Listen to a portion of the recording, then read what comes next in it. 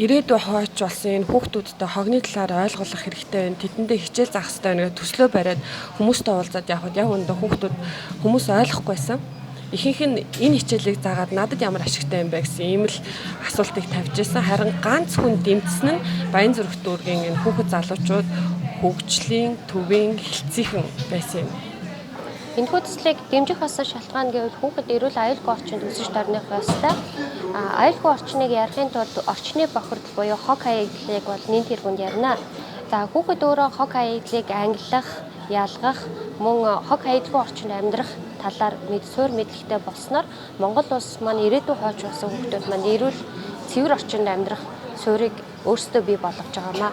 Хогийг хайснаа зур хөрсөнд бохир тэгээ байгальд амар бохир гэж боддог гэсэн. Энэ удаад болохоор сургалтаар биш маш олон бичлэг үзсэн. Тэрнээ болохоор бас хөрснөөс гадна надад ч бас хортой байна гэдэг ерөнхийдөө маш сайн ойлгож авсан. Надад бол миний дүүнерт маш хортой гэдгийг маш ойлгож авсан. Хуунцаар тийм гялхар уутууд ер нь аль баг хэрэглэхийг бодож байгаа.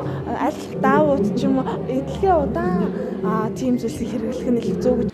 Гунцар савыг нэг утанд, шилийг нэг утанд, тэгээд бас цаасыг нэг утанд. Тэгээд өөр нь бихих хүмүүсийг гадуур хайж байгаа гэдгийг би хийхдээ хардаг.